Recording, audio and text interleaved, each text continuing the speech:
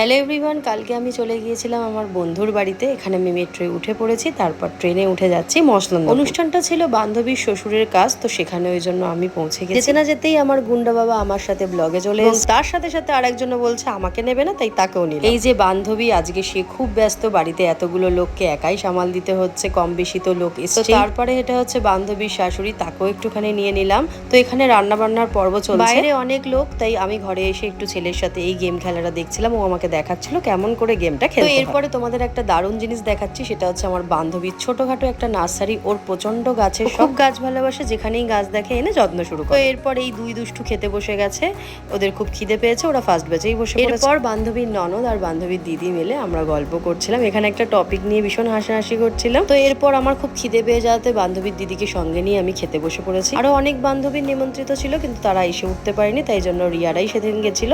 তো ভিডিওটা ছিল এই পর্যন্ত। ভালো লাগলে like, comment, share and subscribe. Thanks.